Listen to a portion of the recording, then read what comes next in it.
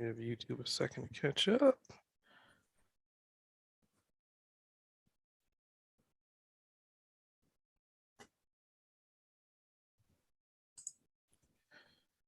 All right. Welcome back to Boss Uncaged podcast. So not every episode that I have an opportunity to interview someone that's not only a growth strategist, but also a brand specialist and a combination and speaking all the lingo and all the languages that I love to speak about. So if you're listening right now, you know I like to give my particular nicknames to who I'm interviewing. So after doing some research and I'm looking like, what should I name this person? How should I name them? And then come to find out the name was just given to me in her bio. So I'm going to do a combination here, right? So we're going to deem her the Chief Visionary Boss.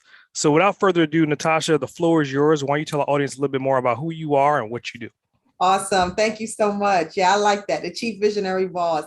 So the Chief Visionary, Natasha Davis, is CEO and brand strategist of Impact Branding and also SaaS founder of the Profit Enhancer Analysis. And what we do is we work with companies to make sure that their company is performing in alignment with the vision of the leader. I've been in business for 18 years. Absolutely love it.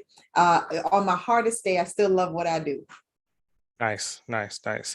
So, I mean, let's just talk about you a little bit. Like, if you could define yourself, I mean, because obviously you're talking about SaaS, which is a completely different mentality than branding, which is a completely different mentality than growth strategy, right? So, if you could define yourself in 3 to 5 words, what would those words be?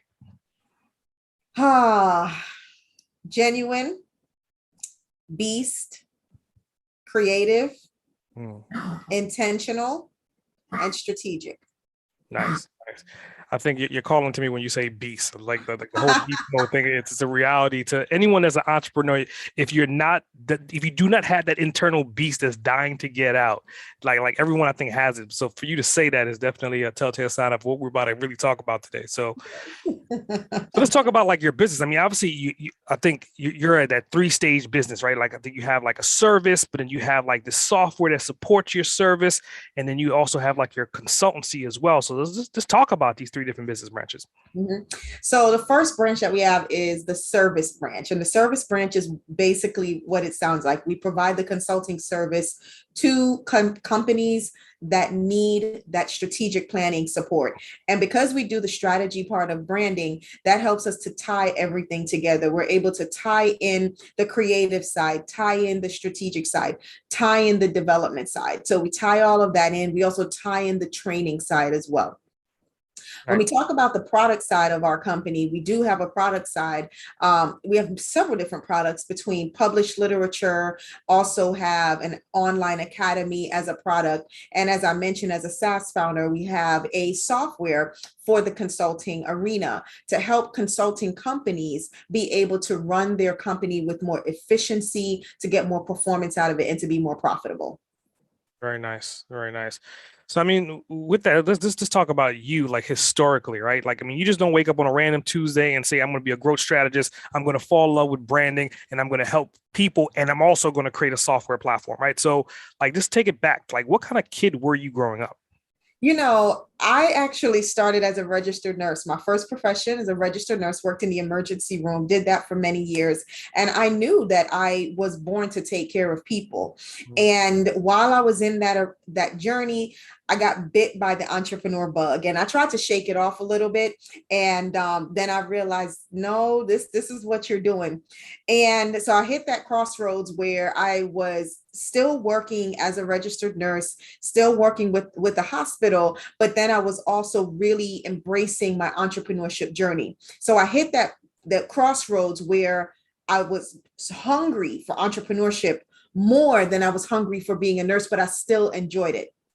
So hit that moment where I had to make a decision. You had to choose sides and I had to make that decision. So I made the decision, crossed over into business. Well, what I always tell people, I'm a pretty transparent person. Crossing over into business, the first 4 years was hell. I came in with a skill, but I had no knowledge on how to run a business. I had no knowledge on how to be an actual business owner and how to become a CEO. And so I had to realize there were some things that I needed to learn and some things I needed to put aside. I had to shift my thinking from being an employee to being an employer. And that's a big, big shift. So I got to that point, and dating back to when I was a child, I always knew that I was going to be doing something big. I already knew that I was going to either be the top nurse or the top boss, which one of them, right? And so either way, I ended up accomplishing both. So here we have it. Nice, nice. So, I mean, you talk about like those 4 years, and I think it kind of goes back to the first year to the first 5 years is when most companies potentially fail. Mm. But in that, I mean, you're dealing with other companies that are pretty much going through a similar scenario that you went through yourself. So let's talk about your clients. Like, what is the worst case, like user case that you can kind of talk to without naming names, that someone was going through like a major failure and you kind of help them to overcome that? Wow. One I can think of is a particular company, been in business. They were in business for many years, at least 15, no, I'm lying, about 20 years they were in business. Well, they were like the human hamster on the wheel, going, but they're never getting anywhere. And one thing I always say is, in your line of work, if you can't solve the problem for yourself, how can you solve the problem for others? And so when I encountered this particular person, I knew what they were feeling. I knew what they were dealing with because I encountered that myself before. So worked with them. They were 20 years in business, had no scalability. They had no scale strategy. They were making decent revenue, just under $500,000, but they were burning the candle at both ends. They had no structure, no team. They were just going because the industry they were in was in high demand. So when we got together and I asked the simple question of, what is your exit strategy? And it's like, okay, first of all, I'm never shutting down my business. I never told you to shut down your business. What is your exit strategy? Because the way that you develop your business and the way you scale your business is directly tied to your exit strategy. Now, the two exit strategies I put to her was, are you looking to grow your business to sell it? Or you're looking to grow your business to buy other companies?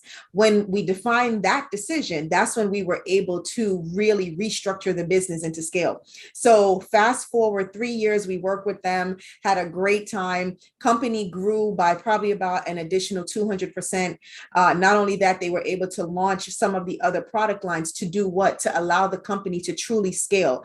And we were able to shift the owner from being so hands-on to being hands-off. So now they had a self-sufficient and autonomous running business. It was a beautiful thing because they were in it 20 years, no medical insurance. We've all been there, had our business and have insurance for a while, no medical insurance, didn't have a proper retirement plan set up, something that's really going to feed them and take care of them as they got older. So we got all that set up and taken care of. They took off. They're like a jet right now. It's amazing. Nice, nice. So I mean, with that, I think that's probably one of the greatest accomplishments when you select that particular niche of being like a growth strategist.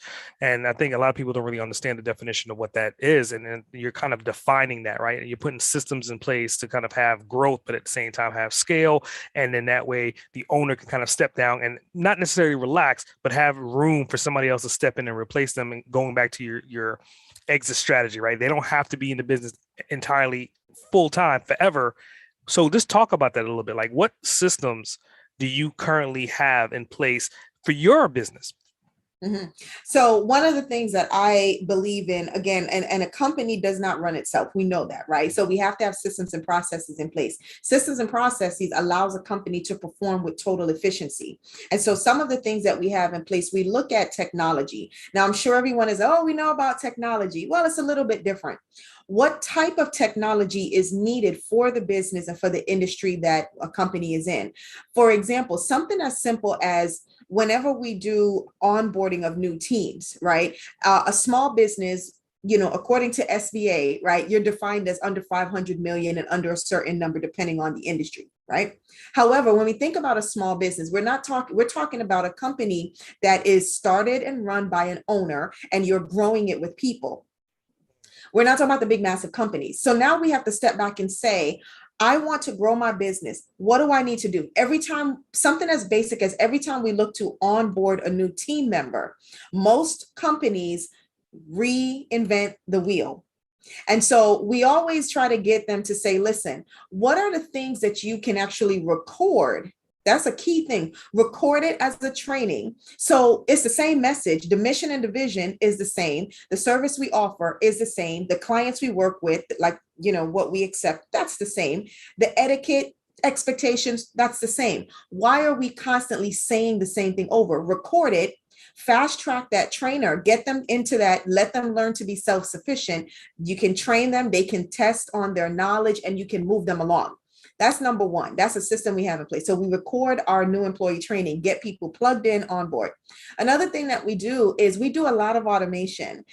Things that can be done with repetition, use automation. There's a lot of tools and technology out here. And to be honest, as a small business, especially in the climate that we're in, sometimes people don't stay as long as you like them to. You invest a lot of time hiring someone, training somebody, and then you find out that they're gone in 2 or 3 months or even less. So one of the things you want to do, guys, is have technology that automates things. Automate how you communicate with customers authentically. Automate how you get contracts and service agreements signed. Automate how you're getting billing in and out. I believe money in, money out, right? Don't sit there and try to type up an Excel spreadsheet, save it as a PDF, attach it in an email and send it. That's crazy. Automate how you're getting paid. Automate how billing is going. Document things on a calendar. We live by a calendar. We live by it. If it's not on the calendar, it is not happening. So we document that and use a project management tool. There's so many tools out there. You have tools such as Asana and Trello, and you got Smartsheets, you have Podio, you got Infusionsoft, so many different tools that can be used. Pick a tool that fits your company and your model and your team. Use technology. Nowadays, people work from home. You don't really get to sit in the office and in the cube farm and look at everybody, but you still need to have productivity, right? You still need to have performance. Use a system where not only is real time, you can document what's needed, you can track it, things can be uploaded. You can also communicate with clients. There's tools, integrators called Zapier. You can zap things. I mean, it's amazing. So I always say if a company is very paper heavy or they're very hands-on heavy, I like to go in and see where we can automate some things. We need to automate some things because that will help to really loosen the pressure in the pipe. I mean, first of all, I mean, you can hear your passion, right? And I want anyone that's listening to this podcast, I'm going to make an analogy, right? It's like you just heard like a coach going to church. Like I just want you to understand, like not only was she testifying, but she's dropping the information that obviously she's walked in those shoes before. And I want you to take heed to everything she's saying, like the philosophies, the strategies, the automation, the systems at hand. Like that's the building blocks of any business that's going to scale and grow. So talking about scaling and growing, right? Obviously, you've been on this journey for a period of time, and the perception is maybe you're overnight success, but in reality, how long have you been on this journey to get to where you are currently? Oh my God. First of all, definitely not an overnight journey. Definitely took one for the team, right? So I've been in business for 18 years. Like I said, the first 4 years was hell because I didn't know what I was doing. I knew my craft for that point, but I didn't know what I was doing. Made a lot of mistakes, made a lot of wins. But I want to say that I really remember hitting the point where it's like, boom, got it. And then knowing how to get moving. However, that probably took about 7 years from the point of, all right, let me get this thing going. And in 7 years, I was like, boom, got it. And let me share with you that, guys, it's not you're not trying to be the best in a year. You can't be the best in a year. You can get better every single year, but you can't be the best. The other thing is to avoid stagnation. The most dangerous thing that any business owner can accomplish is I've achieved this goal. I've arrived. I finally made this thing. We got it down pat. And then you sit there. You don't create anything new. You don't step into anything new. You don't launch it. You sit there. Well, essentially, you're actually rotting because you're not growing. You're not progressing. So the key is to obviously bust through those competency gaps, right? We all go from being incompetent to being competent. Bust through those competency gaps. And every time you get to the point where you finally got something, it's time to purposely put yourself back in the place of incompetence, which means you got to start over, launch something new, create something. Because if you're not growing, you're really rotting. This is world news, national news, right? Everybody knows who Spanx is. Spanx sold their company, billions. This is billions of dollars. And she's like, I'm just getting started. sold a company for billions to Blackstone. She's like, I got to keep growing. What's next on the horizon? This girl is like, I'm just getting started. Yeah. Literally. Now, keep in mind, Spanx is not an overnight success. She did not even launch an advertising campaign, probably, if I remember correctly, till she was almost 12 years in business. Her first advertising campaign came well after. She started with about $5,000 from her retirement account, ran her business, launched it, and she kept growing. Every year she grew. Every year she grew. The woman didn't even have a brick and mortar business for almost the first, 12 years? Yeah. So now we have people that they start a business today, and all of a sudden in 3 months, they got this big old massive building with signs on it, costing them a leg and an arm. They can't turn a profit. They can't even meet expenses, but they look good. You know, we got a nice office. We look good. Yeah, definitely. I mean, I definitely can concur with that. I mean, it's the reality of keeping up with the Joneses, but in reality, the Joneses are more so like Jay-Z. Like they're out of pocket, but they've been in the game for so long, and they've put in all the building blocks. I mean, if you listen to like Jay-Z's music and you listen to what he's been preaching about for like the past 20 years, he was telling you exactly how he was becoming a billionaire while he was becoming a billionaire in the process. But it took him 20 years for that to really happen. And it didn't really start compounding until literally the last 10 years. Like the last real 5 years is when he really hit that billionaire mark. And now he's going through the roof, much like you're saying with Spanx. So that leads me to like my next question, right? So obviously you've been on the journey for 18 years. You've seen successes, you've seen up and down, you've seen hurdles. But if you could time travel back and communicate with yourself, you had 30-second window, right? When would you go back and what would you say to yourself? I would go back to myself and I would say, don't borrow money. Because the first run of business, I borrowed money. And I borrowed money, which means I didn't respect the process. And so because I was given this lump sum of money, I didn't respect the dollar. I didn't respect the process. And so therefore, I wasted money, a lot of it, and wasted time. So the first thing I would say to myself, don't borrow any money. You got a product, you got a service, go sell it. Because now you begin to respect the money, the dollar, which in turn you respect your decisions better. I remember, for those that know, Paula Dean did an interview, and she said, when I started, I couldn't afford to buy bad lettuce. I couldn't afford to buy bad bread or make a bad purchase because we didn't have the money. So we had this $200 and we needed to make sure every single dollar of this $200 was very effective. So I couldn't afford to accidentally buy some bad lettuce and buy bad meat. Same concept. When we are given money, we don't respect the process, and therefore we make very sloppy decisions. And I made a lot of sloppy decisions because I had access to this money and I could just squander it. Well, I would definitely do that. The second thing I would tell myself is stop hesitating. Stop hesitating. Do it. Instead of sitting there, I remember I used to plan myself into poverty. Literally, I would say, I would procrastinate because I want every T crossed, every I dotted. It had to be absolutely perfect before you roll it out. Well, let me explain something to everyone here. It will never be perfect. You won't know if something works until you roll it out. You won't know if the podcast is going to be a hit until you roll it out. You won't know if the software is going to be a good idea until you roll it out. You won't know if your service, if your coaching, if your consulting, if your book is going to be of any value until you roll it out. Now, keep in mind, you can perfect it. You can fix it after, but you have to get it out there. And so waiting until it's perfect is not a good idea. And that's what I would tell myself. Definitely. Wow. So like we just moved from a regular church to a mega church, everyone. I just want you to understand like the nuggets that she's dropping and it's real, right? So I think to your point, I think first part of what you said was the fear factor, right? People are being scared shitless of what their product is going to do when it hits the market. So they want to make it perfect. But in reality, I think people miss the opportunity to create whatever it is, let the market delegate and talk to you and communicate to you to tell you what modifications and changes that you need to make.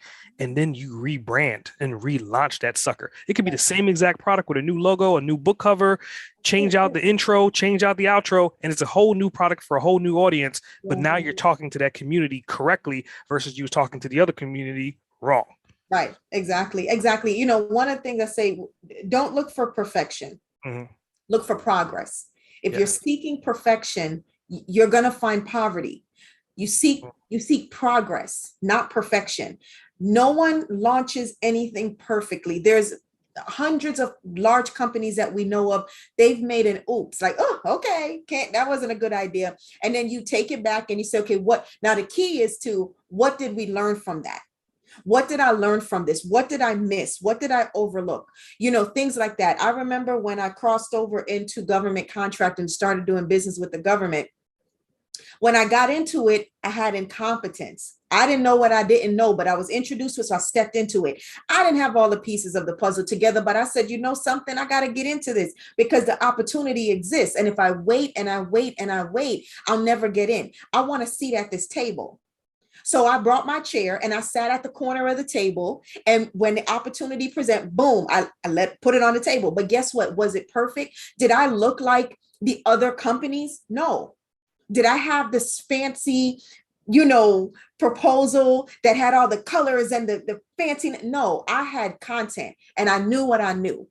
And so I got to the table. However, fast forward a couple of years in, over time, I have learned how to do things better, how to make a better proposal, how to make a better cost proposal, how to market to the government better. But that came over time. But I would have never known that had I not brought my chair and sat at the corner of that table. Now I'm not sitting at the head of the table, but I am in the middle of the table. I got a proper seat at the table. And that's what you look for. You get in where you can and you learn, you keep learning. And you make the adjustments and then you grow from there. I didn't know anything about a SaaS company. I knew I had there was a problem and I had a solution. So I developed a SaaS for it, a software. And when I launched that, and that's real funny, right? It took 4 years to develop that. 4 years to get it developed from the point of, all right, let me go ahead and make this happen. 4 years, 3 developers, 4 years. And now when we're fully launched now, it's like, oh my God, this is amazing. And so I've learned so much. I'm able to support other SaaS founders. And especially as a female SaaS founder, you know, the playing field isn't level. And so now I'm able to support them based on what I've learned. However, ahead, there's so much more to come. You know, understanding what go-to-market really looks like, but you have to learn it. You'll never learn that stuff if you don't get in. You got to get in where you fit in. Don't wait for perfection. Just go for progress. I mean, one of the things that you talked about and alluded to was just like government contracts. So, I mean, are you more so like an A8 certification? Like what flavor? Because I mean, I think business owners, they hear government and they're like, I'm not trying to deal with the government. And like you're head on diving into it. So let's just talk about like what certificate. I mean, obviously, if you're working with the government, usually there's some kind of certification that goes along with that. So like what flavor are you and where do you fall in that spectrum? So we hold several certifications. We don't hold an 8A yet. We hold our several certifications. We have a DBE, WOSB, we have our MBE, our WBE, our SBE. So we have those certifications. And here's what I'll say to anyone, you know, who's that, hey, that piqued my interest or whichever. Here's the one thing I'll say to that. Government contracting is a whole new language. It's a different language from, you know, secular business or private business, right? So some people work in certain departments. So if you work in the faith-based, it's a different language from secular business. Then it's a different language from private. It's a different language from nonprofit. And government is a completely different language. However, the principles transcend across the spectrum. Mm-hmm. So when you step in, going after certifications is understanding what agency am I going to market to and what certification most piques their interest. Each certification has a certain position. Now, the other thing is for someone who says, I want the 8A. Well, you can get 8A, but 8A has a time limit. You want to time yourself getting into an 8A because you want to maximize your opportunity in an 8A. In 2020, we were going to go for the 8A. And I said, let's hold on, obviously, from what happened, right? And so now we're looking at this year. It's okay, this year things are balancing out. The government is still recovering, going through some things. So we're like, you know what? Let's continue to ramp up. And then next year, we're going to go for that 8A. But let me tell you what the key thing is. When you go into an 8A situation, you want to make sure that you at least have some good partners in your roster. You want to make sure you have a good pipeline of resources and talent. Because when you get a contract, even before 8A, any contract you get, you need to have manpower. Government buys manpower. They buy your talent, but they're also buying manpower. Okay. And so if you go in and you're a one woman or a one man show and you don't have a roster, a pipeline of people you can reach into, when you get a contract that needs to be executed and you can't reach in and get backup support, I promise you that's a problem. And if you ever get kicked off of a contract, that is a bad century. It's a bad century. So stepping into that place, like over the years, we have built a very, very robust, I have an internal team of 7, and I've built a very robust pipeline of resources to reach into. But that was done intentionally. I can pick the phone up and I can call any industry for any level of support. But you want to build into that, right? That doesn't happen overnight, right? That's that not an overnight success, but you want to be intentional. So, you know, really leaning into government contracting is a beautiful thing. It's a lot of work, but it's worth it. But it's a beautiful thing, but you want to be very intentional with it. And a company that only wants to build a business purely off of government contracting, it's not really a good idea, because as we can see, if the government gets shut down, so do you. So you want to build a healthy balance. I think one of the things that if anyone is listening is familiar with like the lean business model canvas, and one of the two points that she brought up was like the key resources and key partners, right? And that's like the epicenter of the system, right? So to her point, you can scale or expand and contract as fast as you need to, just like she's saying, just by picking up a phone. So finding out who your key partners are and keeping those key partners, and also finding out who your key resources are and keeping contact with those key resources at all times. So talking about like your key partners and your key resources, I would think just by listening to you, I would say your parents or somebody in your family had to be an entrepreneur. Like this type of information just doesn't fly through the sky and come through osmosis. Please tell me you come from an entrepreneurial family. Somebody in your family has to have this hustle in them. Oh yeah, I come from a very deep entrepreneurship family. My father, may he rest in peace, my best friend, my mentor, he entered into the entrepreneurship world at the age of 19, and he stayed there until the day he passed when he was 70 years old. My grandmother, who passed away at 95 years old, she was in entrepreneurship since she was, oh my God, 20s. And she pretty much remained there for the duration of her life.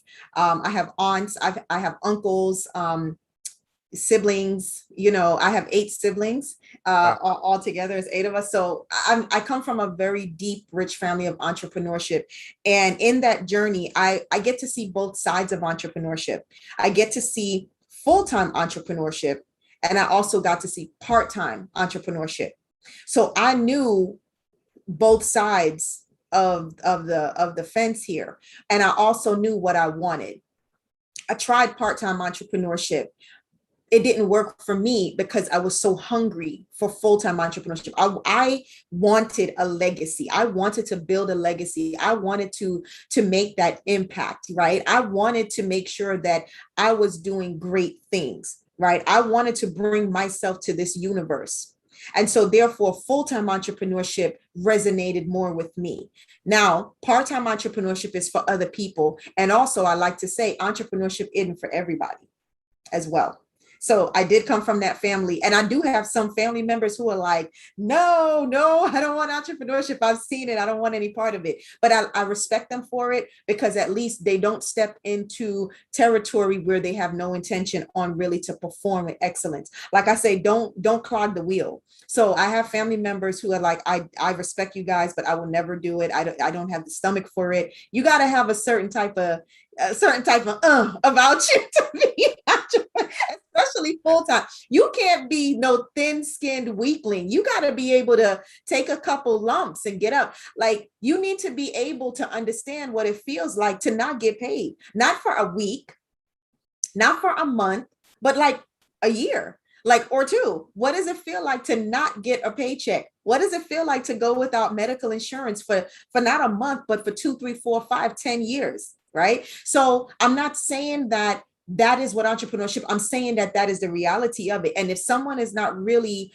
ready to step into the shoes of entrepreneurship, then just stand down and be okay with that. But we find a lot of people in the world nowadays that they get pissed off with their boss, and they feel like they can make millions in a year, and they want to go start their own business. And then they find out that the struggle is real. And this is the school of what? The hard knocks. And they find out, oh, wait a second, this is not a game. No, this is not a game. This is not a rehearsal. Real deal. But I think it's weird that you bring that up, because I mean, like, I think everything you're saying is 100% true. But in today's world, like, there's this new thing, these new currencies, this digital currency that just makes that philosophy start to come somewhat of a reality, to where, oh, I'm just going to quit my job and I'm going to just invest in NFTs and then I'm going to become a millionaire. Now, for some that happens, for most it doesn't. But to your point, I mean, if you go back 10, 15 years, those opportunities to make the digital money didn't exist. So it was like a false hope back then.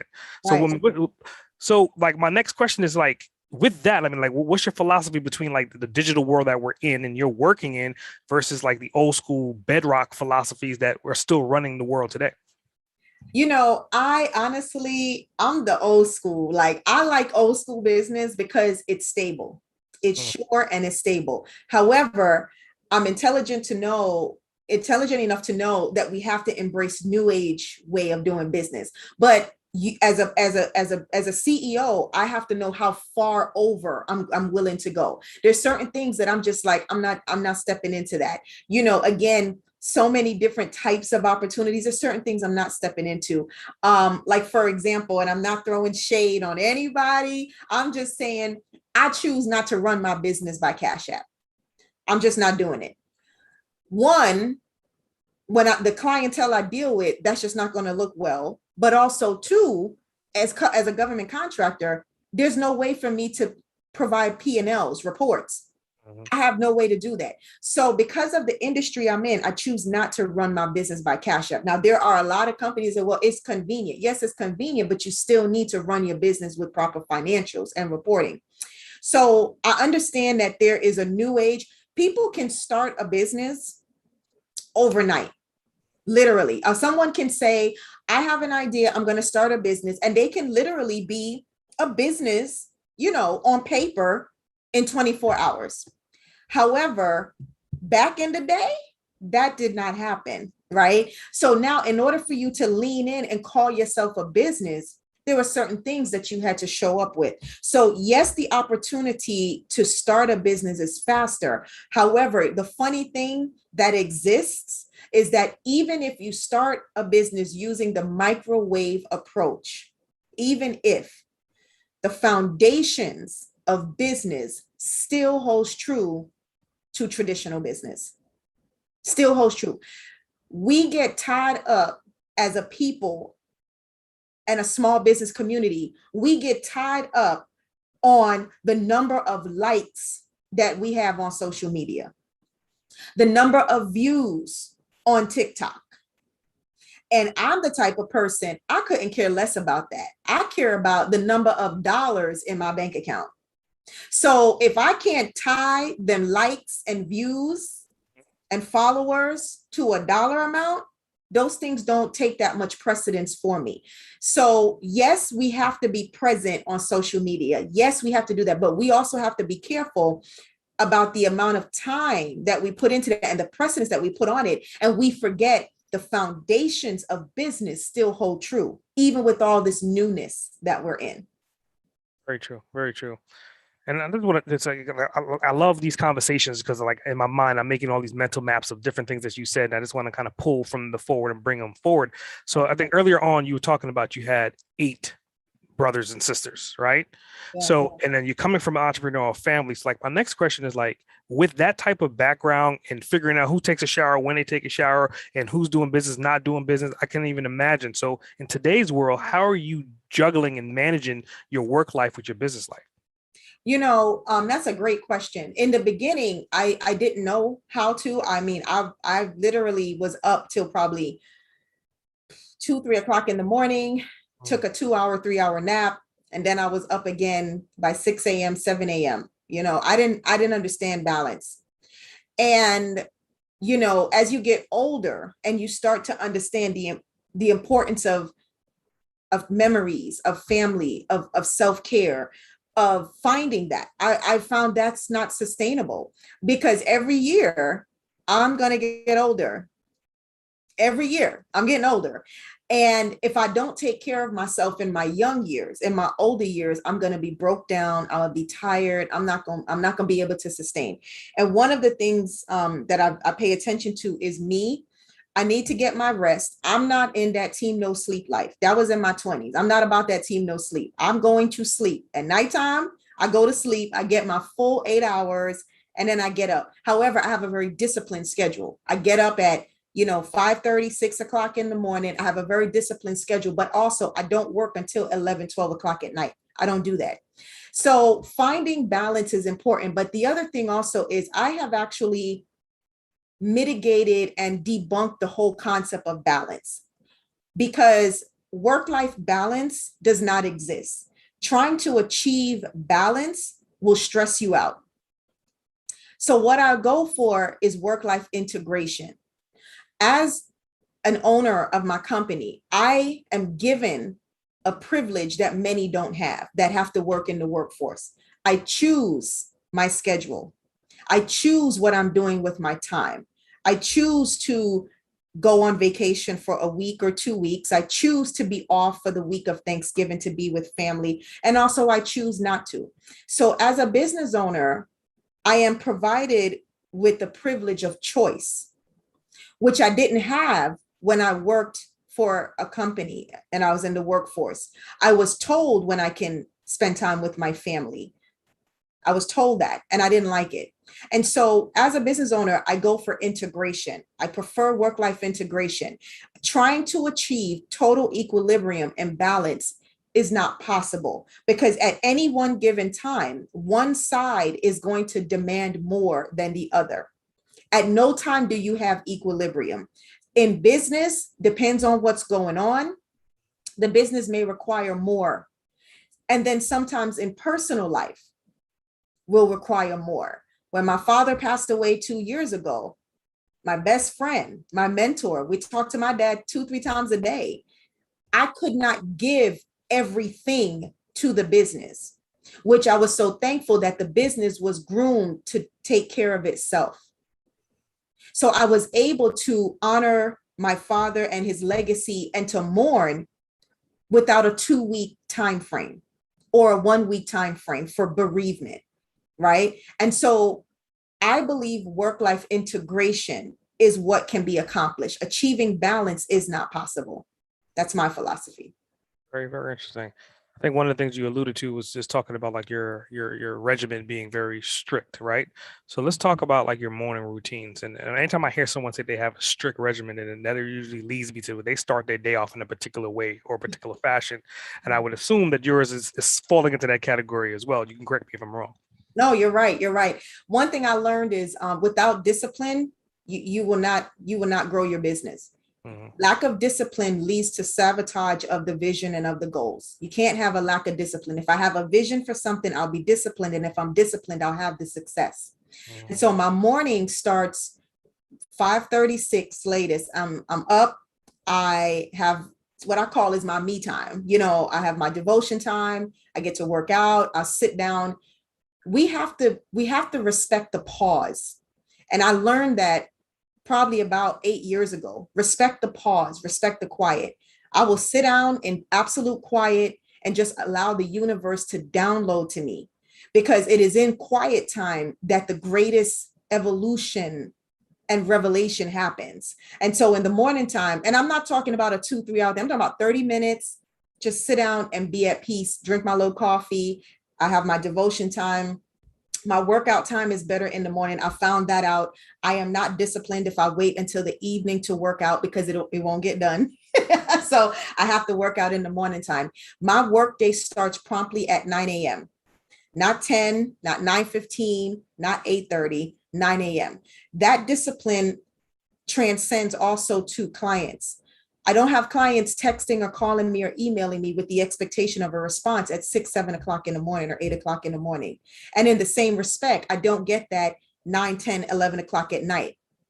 I don't have that. So my work day starts at 9 a.m. and it promptly ends no later than 7 p.m. One of the things that I have learned is that every hour of my business day is a revenue producing hour. And if I waste that hour, I'm wasting money. What I do with every hour of my business day is a revenue producing hour. So whatever my hourly rate is, if I piss away that hour, I'm pissing away money, right? So I don't play around with my work day. I'm not hanging out with my homegirls, taking a 3-hour lunch in the middle of the work day. It's not happening. I have lunch. I clock in and clock out, actually, because that also makes discipline. I, as a CEO, am not exempt from clocking in and clocking out. I'm not exempt from policies and procedures. I'm not exempt from performing, right? So I actually clock in and I clock out, just like anybody else. Very nice. I mean, with that, I mean, I'm hearing you speak, and I could hear the passion. You talked about your dad being your mentor, and you're talking about this legacy of being followed in this group of entrepreneurs in your family. I would think that there was some books on this journey. So, like, my next question is a 3-part question. Yeah. What books were given to you to say by your dad in this particular example that helped you on your journey, right? What second part to this question is like, what books are you actively reading right now? And the third part to this question, with all this reading, please tell me you had an opportunity to author a book as of yet. So I'll start from the back and work my way up. So Yep. yes, I've actually authored 3 books. I've authored and published 3 books. I like to say I published, because some people author, but they don't publish, which for different reasons. But I did author and publish 3 books. My dad had a different way of transferring knowledge to me. Mm-hmm. So he would experience something and then he would transfer that knowledge to me, and then he'd make recommendations like, did you see this read? Did you see this article? Did you hear about X? And I'm like, no. He says, well, you should go figure it out. And I'm like, well, could you just give me the book or the article? So he would ask me something that he knew would be like, really? And he would not just hand it to me. He would then force me to go find it. So I would have to go look it up, go search it up, go do whatever to find it. I would then have to get that information. I said, I found it. Here's what I saw. And we would literally compare notes, right? Compare concepts. Right. The books that I'm currently reading, it's kind of weird. I usually read about 3 books at any given time. I read books about personal development. And then the next 2 books I read on is usually about business growth. So the book I read now is Doing Business by the Good Book. Okay, that's one book, and that's more about me becoming a better leader, being a better businesswoman, understanding me, right? So I'm reading that. And then I read about my industry. So I'm always reading things and articles about my industry. So I'm in the area of strategic planning and brand strategy. So I'm always reading about the industry. I've read several times about Fourth Quarter First. I've read that book several times. And there's also the Good Branding, Bad Branding. I read that. That's my second go round on that one. And I also currently am reading What Great Brands Do. And so I read on that stuff, right? And then I also pay attention to, I need to always stay connected to the pain of my clients and my audience, right? Just because I have grown past something, but I can't ever forget what it felt like. Because if I forget what it felt like, then I won't be able to connect with the client when they're having that same thing. I'll get, you get rigid. So there's one book that I'm reading called You're a Badass at Making Money. And I look at that. The thing about that book is I never had a problem around money. I don't have a problem making money. I don't have a problem at all. Never had a problem. I'm not scared to make money. However, I read that book because I have learned that there are some people who have money blocks. They want they say it out of their mouth. I want to make $1 million, but in reality, they're afraid. They're afraid to make that money for different reasons. So I'm reading that book so that I can understand the mind of people that are afraid to make money. Because if you come to me and say, I don't know, what would I do with $500,000? I'm like, what? Let me tell you what you could do with a half. Come on. You don't know what to do with $1 million. Let me talk to you about some things. I can't talk to the person who's afraid of it like that. It won't resonate. I won't connect with them. So I read stuff like that so I can understand the pain that others are feeling, so I know how to deal with them. If I don't have the pain, I don't know how. I'm looking at you like you're crazy. Like, what do you mean? What is that? So that's how I help to stay connected with other people. So I read about other pain points. I read about business development. And I'm always reading something about personal development. The best thing that one can do is be totally in tune with self. If you know yourself inside and out, nothing can stop you. Nothing in the world can stop you, because once you know who you are to your core, to your soul, there's no rejection that can screw you up. There's nothing that can stop you. There's no obstacle that can present itself that will stop you in your tracks and be like, I don't think I can do this. I mean, there's so many different nuggets and jewels that you dropped on this episode so far. And then again, I keep wanting to pull in to make sure that we kind of give a little bit more emphasis on particular things that you said earlier. Yeah. So going back to what you said, I think in like the first 5-10 minutes, right? You're talking about systems, you're talking about automation, and you're talking about having access to software and your software as well. So this next question is about those tools, it's about those software. Like, what tools do you use or software do you use on a day-to-day basis that you would not be able to do what you're doing without having access to those platforms? Awesome. Well, I obviously use my own software because that's for consulting, and that's how I help to develop strategies for my clients, but also I identify their gaps. That's called the Profit Enhancer. So the Profit Enhancer analysis is a software we use every day. The other tool that I use every day is Asana. Asana is similar to things like Trello, Monday, Smart Sheets, Podio, but we use Asana. My team just does better with Asana. Without Asana, I really don't know how our days would run. Things would be very messy. And then my third tool that is a must is Infusionsoft. We use Infusionsoft. That is our CRM system. Everything that we need is there. That's our automation system as well. And then also we use T-Sheets as our clock in to clock in, and everybody clocks in and out on T-Sheets. And we also tracking the time that you're spending on any one client project. So we use T-Sheets for that. Quickbooks is our accounting tool that we use. I honestly, before using Quickbooks, it was painstaking, like remembering to get invoices out, remembering to get paid, you forgot that so-and-so didn't pay, or you forgot to send something out or something like that. Without those tools and using the automation, I promise you, it would be very, very painful. Our social media team manages things. I like to use social media schedulers personally, because if you try to log in every day to post to a platform, that in itself takes hours and days. So we use a scheduler. We use Buffer, and we also use OnlyPult. So those are the tools that our company uses for social media scheduling and management. Yeah, we use a lot of tools. We use a lot of software to automate things. And those are the main ones that we use every day. Every day those are used. Nice.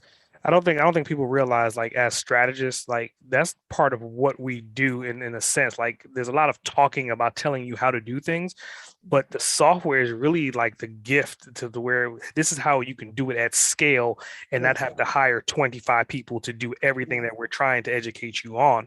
Yes. So you mentioned clients, we talked about clients, you told your story, you told a case study. So I mean, ideally, like who is your ideal avatar? On one side, you're talking about government, but Mm. who is your ideal customer avatar in the business space? Yeah. So, and I'll say this because most people automatically go to how much revenue do you make? What industry you're in, right? So I'll answer those questions, but I'm gonna share with people why that is not the ends all be all to identifying a client. So the industries that we work in are professional services, right? We also work in the healthcare space. That's our industry. And we also work in the trucking and logistics. So those are our non-government clients that we work with. Okay.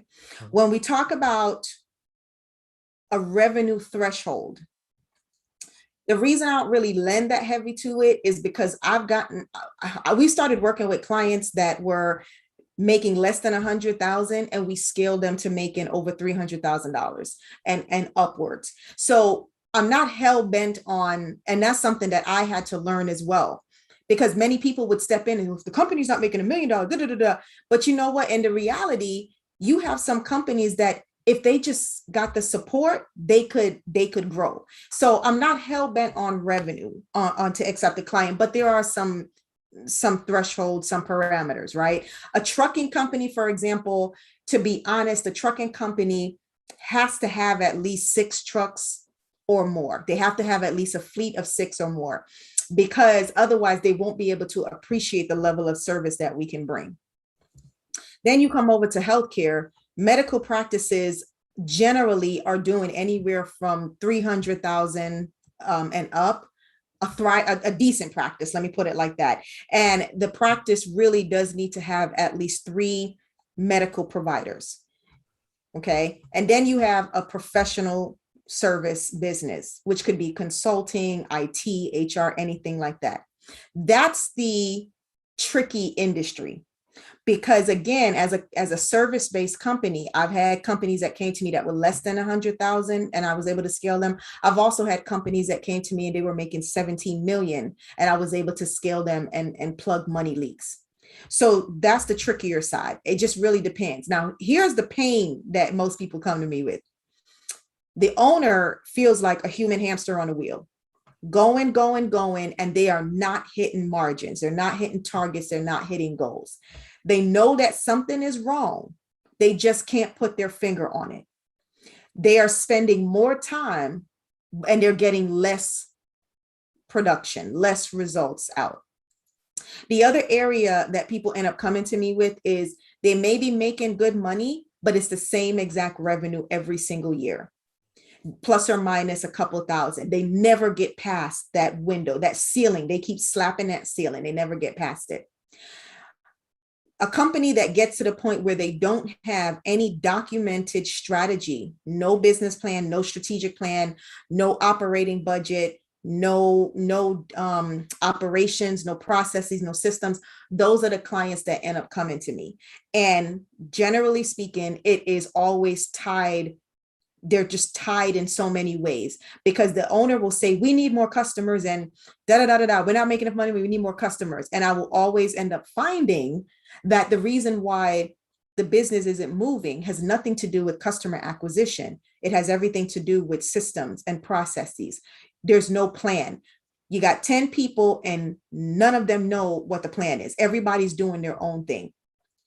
So when a company doesn't have cohesive or what we call a unified way of thinking, you got 10 people in a company and all 10 of them are doing 10 different things. No one is pushing the boulder in the same direction. Somebody's pushing it east, the other person's on the other side pushing it west, the other person's pushing it south, and then the other person's trying to push it north. So you got all these people on different sides of this huge boulder that you're all in. You say, I want to go up the hill, but everyone's pushing it in different directions. And you're wondering, why the heck have we not moved this boulder? And I mean, people are working, sweating bullets. And then everyone stepped back and they're like, this thing isn't the same exact place that it was when we started. A good So analogy. yeah. I mean, this is going off of that analogy about the boulder being stuck in place, and it makes logical sense. And I want the listener to like envision this, right? I mean, envision your company or your bundle of money is in the center of four different people, and if you can just push it in one direction, that bundle will get bigger, kind of like the snowball effect. But all Yeah. four people are holding it stagnant, right? So if you could leave any final words of wisdom, right? And you're talking to your ideal avatar and you're telling them, okay, look, these are the things that I want to help you with. What words of insight would you give to them to help them to progress, to make that ball roll in the right direction? The one thing I would say is the day that you get the company to perform in alignment with the way that you're visioning it, that's the day that the company will grow. That's the day. If the company is not performing, if you're waking up at night, 2-3 o'clock in the morning, with that pit in your stomach, with the frustration, the anger, the confusion, and you're like, why is this not working? Do we need to hire more people? Do we need to fire more people? Am I doing the right thing? Did I make the right decision? Here's the big one. A lot of small business people forget to protect their retirement. There's a lot of us that wake up in the middle of the night like, I don't even know how I'm going to take care of myself when I'm 70 years old. That's a problem. The company is supposed to take care of you. At some point, the company has to convert so it takes care of you, that you don't continue to take care of it. We got to mature this baby, right? Get him off to college and stuff like that. So the person that's sitting there saying, I have a good company, we're making good money. However, we're not moving in the direction that I've envisioned. We have been trying to accomplish the same goals for the past 2-3 years. We make the same amount of money. I don't care if you're making $500,000, 17 million, or 100,000. If you're not making more money every year, that's a problem. The company's supposed to scale and grow, right? If you're taking on more expenses and more manpower and you're not hitting those profit margins, that's the problem. And so I say it's time to get strategy, because Chief Visionary believes no good brand should be left behind. Not one. All right. So that's it. Call me. So talking about calling you, I mean, how could they get in contact with you? I mean, where are you on social media? What website would you want to leave behind for someone to get in contact with you? Yeah, the best way to get in touch is just to go to impactbrandingconsulting.org. That's impactbrandingconsulting.org. Once you get there, you can poke around, you can schedule a power chat. Let's talk about some things to see what's a good fit for you or not. Also, if you're that social media hunter, you got to hunt me down. You can find me on LinkedIn, Instagram, Twitter, Facebook, YouTube. You can find me there. You'll find content. I actually release 5 Simple Steps series on YouTube. So some people, they feel like I got to digest something. Let me see if this girl know what she's talking about. So there's content for you right on YouTube at Impact Branding Videos as well. But for people that are like, listen, let me talk through some things, go to impactbrandingconsulting.org. Very nice. Very nice. So I got a bonus question for you. All right. And I think maybe I can guess the answer, but I'm not going to assume, right? If you could spend 24 hours with anyone, dead or alive, uninterrupted for those 24 hours, who would it be and why? Oh, that's a good one, because I got so many. Alive. Dead or alive. Yeah. Yeah, I'm going to go with an alive person today. I would go with Oprah. I would sit with Oprah. I would sit under her tutelage and just learn and glean from her. Oprah would be that person that I would sit with. She's an amazing person, amazing businesswoman. But the thing that I respect about her is she understands what it really means to start with nothing. She knows what it means to start with nothing. She wasn't handed anything. Every single thing that she achieved, she had to create it. She had to fight obstacles. She had to overcome her own fears. And even today, her dealing with all the different things that she's hit with and dealing with it in such a graceful manner. She would be someone. That woman has so many businesses, half of them we don't even know about. And she handles them well, and she handles them with grace. Just a smart woman. That would be my sit down. So I'm gonna drop that in the universe, and the universe shall yield to me. Yeah, and I think for people that they may think they know Oprah's story, but until you really dive into, I mean, I just want you to envision someone that's a multi-billionaire today at one point in time was wearing a dress made from like bags Yeah, that were potato made sacks. of potato sacks, right? So I want you to kind of really imagine that. Imagine growing up wearing a potato sack bag, Mhm. like it's kind of something that you can't even conceive in today's world, right? But imagine that and imagine where she is right now. And that all happened in our lifetime.